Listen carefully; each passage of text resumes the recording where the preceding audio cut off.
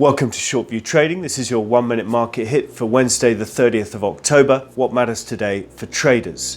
Well, the grind higher themes continued over the course of recent trading sessions, with markets driven higher by earnings beats from S&P 500 companies and of course by anticipation of the Fed later today. And of course all of that has happened despite the sell signals we've been flagging up over the course of the past week. The put to call ratio moving to sell a couple of days ago, the steepness of the vol curve and one or two other signals. Those overnight have been joined by the combined short and medium term risk appetite scoring systems, telling us that risk appetite really is getting quite toppy in the near term. That model last had signals in mid-September and late July ahead of significant pullbacks we saw in the S&P 500 then. So, increasingly the drivers of the grind higher are running out of steam, if you like. By the end of today, we'll be 60% done on S&P 500 earnings, and the Fed, of course, will have had its announcement. So we're looking to be cautious over the course of coming trading sessions. We think there's money to be made on the short side of this market over the next week or two.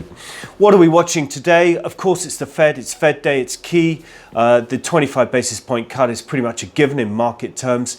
I think what we need to look for is the language from the statement and from Powell. How does that reflect and impact pricing of rate cuts going forward beyond today's meeting? Also, key earnings, bellwethers, tech, Apple, Facebook later on today after hours, and finally US GDP and US ADP data, a bit of macro data out of the States. So those are the three key things we're watching. That's your 1 minute market hit for Wednesday 30th of October. Thank you for listening. Please do subscribe on YouTube, LinkedIn, Twitter or Facebook. Thank you very much.